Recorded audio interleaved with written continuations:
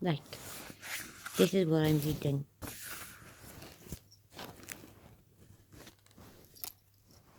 This book. Got it? Right. Now, I'm still on the introduction of the book. This tendency to elevate the personal God above the usually impersonal Brahman becomes even more marked in the Katha Upanishad. In the Svetasvatara, the process has gone further still. The ancient Rigvedic god Rudra Siva, or Ziva with a Z, because it's got a dash above the S, now emerges as the supreme ruler of the universe, ruler of both the imperishable and the perishable modes of being. The imperishable is Brahman, the perishable the whole phenomenal world. In these later verses, Upanishad, a new conception of the cosmos makes itself felt, that of the philosophic, or rather psychological, school calls Samkhya Yoga. According to this school of thought, existence is neatly divided up between two separate and totally distinct modes of being. See, you move your hand and the supreme being, or whatever this God is, moves their hand. You breathe, the God breathes. You scream and shout like a lunatic, the God screams and shouts like a lunatic. You are not the physical, you are the mental. It says there, the psychological and philosophic. That's what that means. Your body may go away, but the psychological and philosophical stays, comes back. Or rather, doesn't leave, and goes into another baby after you, and another baby after you, and another baby after you, and another baby after you, and another baby after you, and another baby after you, and another baby after you, and another baby after you. As the one before you, you will be. As the one after you, you will be. That's what it means, I think.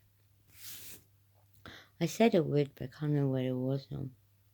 I said it wrong.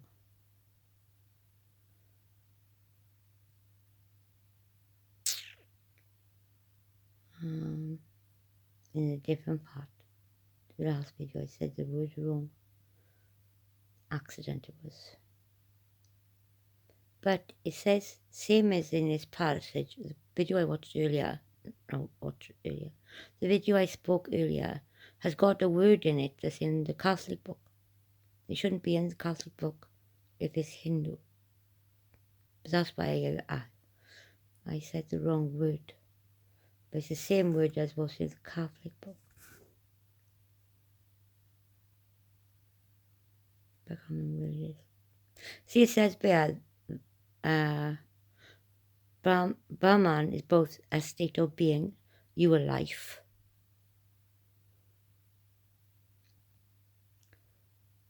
right? It is the being itself. You in your natural state, natural form, in your natural behavior, and the source of multiplicity and manifestation. That's the different part. That's not you, that's the other one. He or it then is both one and many. And seen from the point of view of ordinary mortals who have not yet tasted his immortality, he is the one supreme Lord. He is the real core and center of both the human being or microcosm and the universe or macrocosm, yet he is also the ruler. He tells you how to, he gives you sense of smell, sense of hearing, sense of sight, sense of voice, erogenous zones in your marriages. He gives you all this stuff. He gives it to you. Nobody else does. The human body actually doesn't do this stuff. It's all done in the brain, not physical nerve endings. That's the philosophic or rather psychological school called Samkhya Yoga. According to this school of thought, existence is neatly divided up between two separate and totally distinct modes of being. On the one hand, you have a plurality of Purushas or Purushas, persons. You have a multiplicity, plural, persons or spirits or souls. It's from the very first one to you today, and from you today to whenever it ends. That's your multiple persons, or multiple spirits or souls. That's what that is. When you go underneath hypnosis, the rules are you're not allowed to talk to one under the hypnosis, and you're not allowed to talk to the very first one right at the beginning. But you can talk to any of the other ones between. The one that's lived from the one being born all the way to your life. That's the multiple persons and spirits or souls. They'll give you all different eras, all different experiences, and that's only under hypnosis. But certain times, in rest and repose, God is with you, supposedly, and you'll be the same in this belief system. It would mean that when you are awake now, they're all with you in one day. And when you're sleeping, they're all not with you. Whereas before, they was all with you in nighttime and all not with you in daytime. If it's true. But anyway, going with the information here. But it's true about hypnosis. They tell you in training when you're training to be a hypnotherapist for mental health causes. They train you. You're not allowed to talk to the person you are hypnotizing. You're not allowed to talk to the person from the firstborn one, the first life. But you can talk to any life that they've gone through with the body of the person that lived that life. And they will tell you their memories of that life, no matter who it is. Whatever past is called past life regression. That's what they call it. It's not the human being, the physical body. It's not that that's talking to the psychiatrist in the hypnotherapy sessions. It's actually somebody else that's been from the first birth to you now. That's what they say in psychology. And that's what they do when they put you under hypnotherapy for helping you with your mental health issues.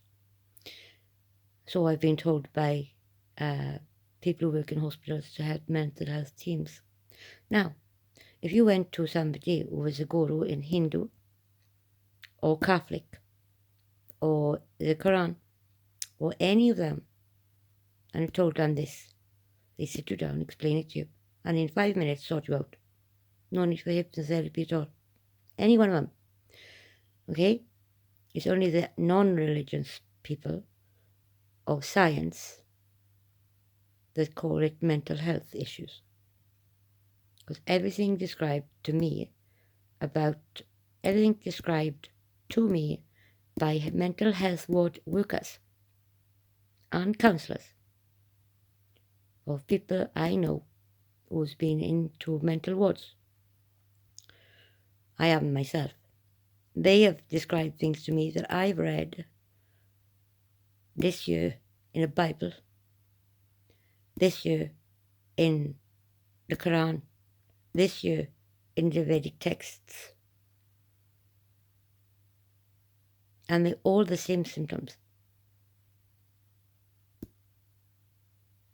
Not that I've experienced any of them yet, but that's what they are. So the non-religious people don't know about this one from birth, from the firstborn life to modern era life. It could be 10,000 years of one in the one person. Or it could be, I don't know, however many. But in psychiatry, in hypnotherapy, they turn around and say how many, they write about you.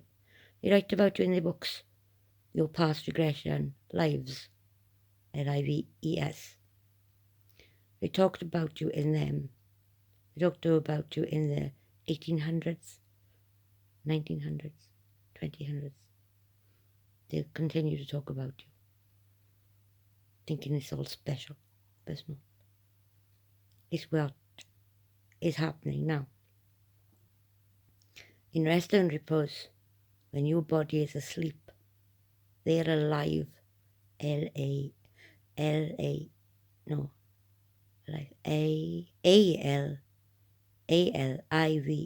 They are alive when you're sleeping and you are asleep. Just like hypnotherapy, body goes to sleep. But in the daytime, they are asleep and you are awake. Modern era now. They are alive, ALIVE, and you are asleep. And you are awake when you're sleeping. If you get a night job, a nighttime job, for the next 1,000 years, there you are. You'll be back to normal. Or you put up with it. That's what's going on. You're clever. I love cosmology. Anyway, that's the reality of what's going on. And the Catholics call it every human being and everything has got a guardian spirit called an angel. That's how they explain it to people. So in the daytime, if you're not being prayed over, your guardian spirit is awake and you were asleep. In the nighttime, you're awake and your guardian spirit is asleep. Before it used to be, in the nighttime, your guardian spirit was awake, and in the daytime, your guardian spirit was asleep. It was reversed. And it's been like that for a few years now. I'm sitting there still trying to figure it out. That's why I got the Bible out of the library. I got the Quran out of the library. And I got the Vedic textbook out of the library. Borrowed them, I have. They're not my books. I've never read any of them in my life. Because I'm trying to find a solution for what's going on. I'm trying to find out what the cosmology means. I'm trying to find out what two moons in the sky mean. I'm trying to find out why the sun was lassoed around the planet. The moon was lassoed around the planet. Why the wind is coming from the wrong direction in our valley. All kinds of things I'm trying to find out. Natural phenomena, not magic, not mental health things, physical form, physical life. That's what I'm trying to find out. Like I've had, everywhere I've gone, there's been, in the night time, a breathing.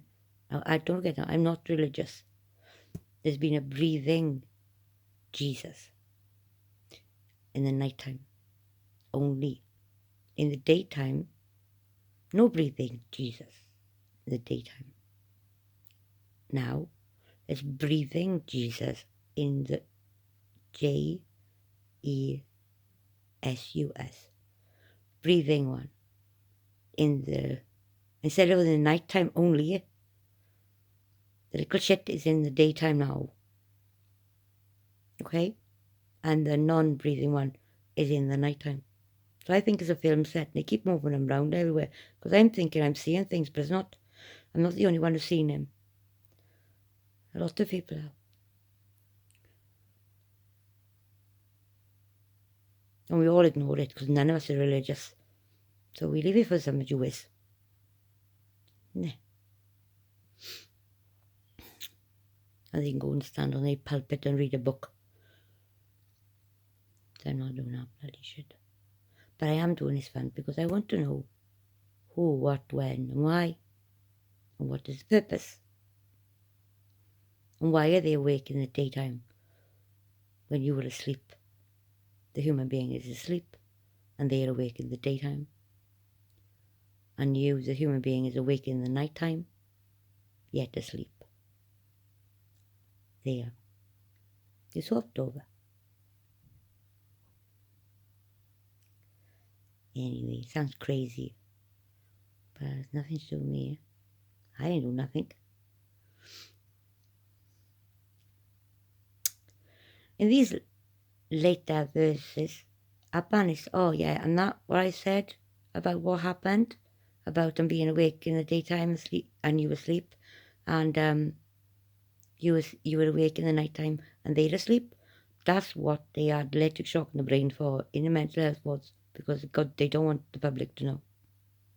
Just in case you was trying to figure it out, because it was discussed in past life regressions in a book by a hypnotherapist for mental health ward teams. Just so you know, it's actually their written word, not mine. In these later verses, Upanishads, a new conception of the cosmos, makes itself felt. We got new cosmology, brand new. That of the philosophic, or rather psychological school called Samkhya Yoga. According to this school of thought, existence is neatly divided up between two separate and totally distinct modes of being. Yes, because each individual is two beings. The physical, which decomposes, and the non-physical, which can never decompose. On the one hand, you have a plurality of purushas, persons, spirits, or souls. Remember now, hypnotherapy is a mental health issue. The essence of which is timeless being, the non-perishable person. Got it? On the other hand, don't forget now, this is the psychological school and the philosophical school. This is the mental health team talking to you out of a Hindu book, so we understand each other. On the other hand,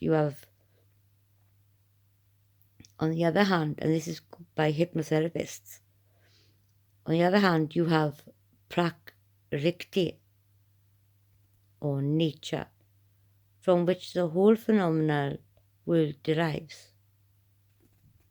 No, he, the earth, was asked by God to create life. So he, the earth, created life. Fungi, bacteria, algae, plants, animal species, birds, humans, mammals, cold-blooded animals, all of it. He, the earth, created it because God asked him to. So when you say Mother Nature, it's not, it's him. You say he, not him. Him is another word for blood.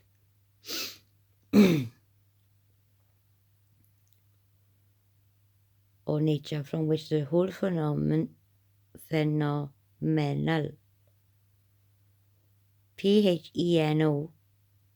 menal. Now, the last bit of that is the word for menstrual cycle. Menstrual cycle. When the woman has 7-day periods. The moon cycle. So that's what this is. Nature from which the whole phenomenal world derives.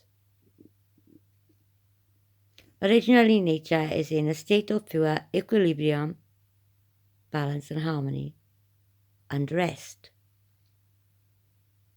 It is as yet unmanifest.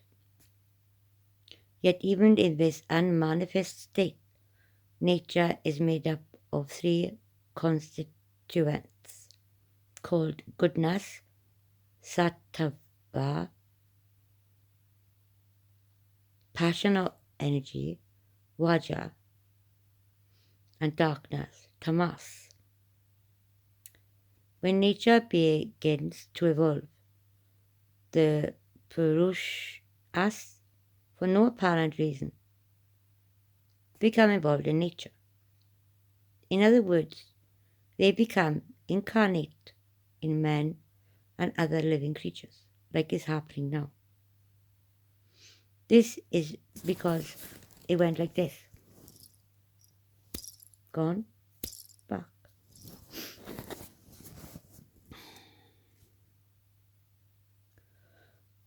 They become incarnate in men and other living creatures.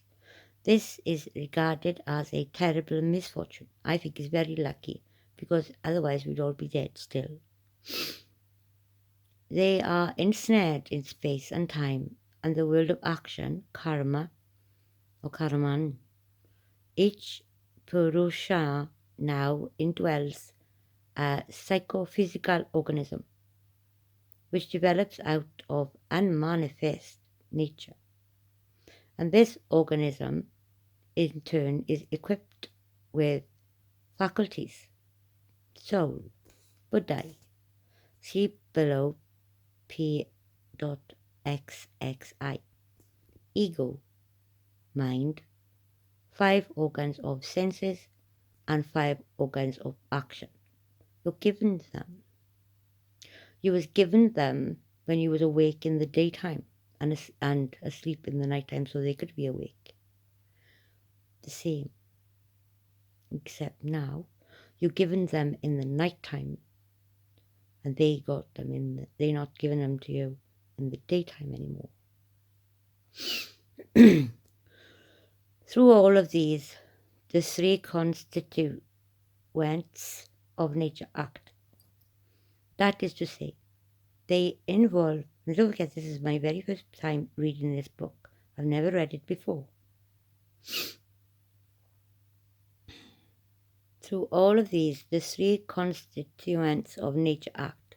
That is to say, they involve the Purashas in an endless cycle of works, karma, or karma. They work for you, not the other way around. They give you your 5 senses, your 5 actions, your ego, mind. They give it to you, not yours. You're just an empty glass with no wine in it. Without them. So this book says about psychology.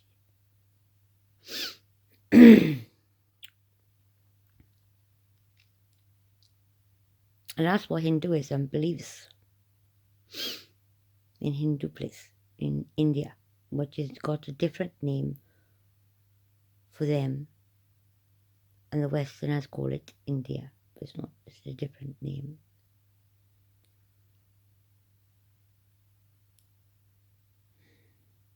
It's now. Psychophysical organism which develops out of unmanifest nature. And this organism, in turn, is equipped with faculties. Soul, in brackets, buddhi. See below, P.XXI. Then there's ego, me, myself, and I, the three egos. And then mind, the five organs of sense: see, touch, smell, hear, speak, and the five organs of action. Right? Through all of these, the three constituents of nature act. That is to say, they involve the Purushas in an endless cycle of works, karma, which, as we have seen, binds the Purusha, or in the terminology more used to the Upanishads, the self, or the Atman, to this world of never-ending, coming to be and passing away.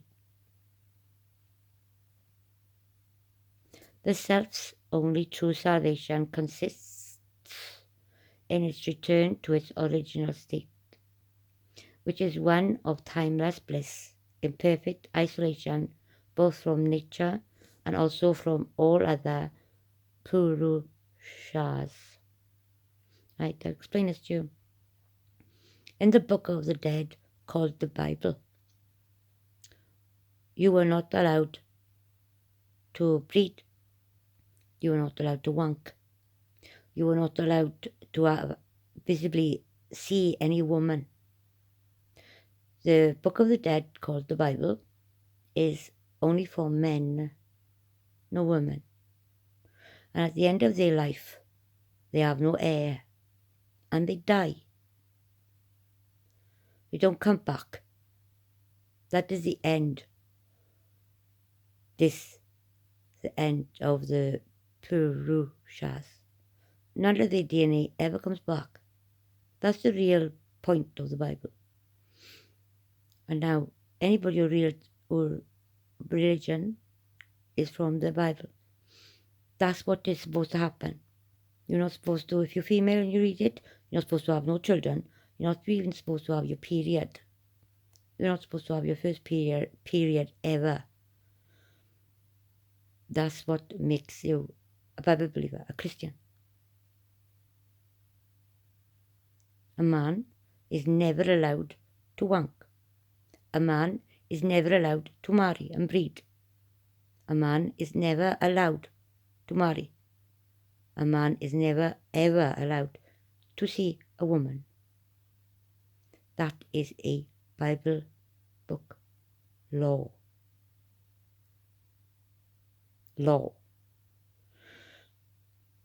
And it ends this.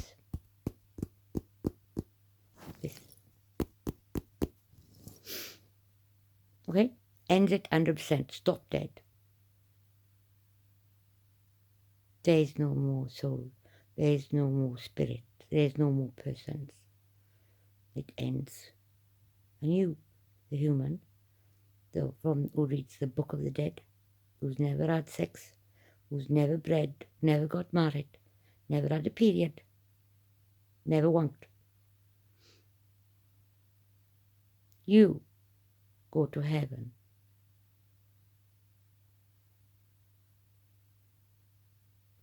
See? It's clever, huh?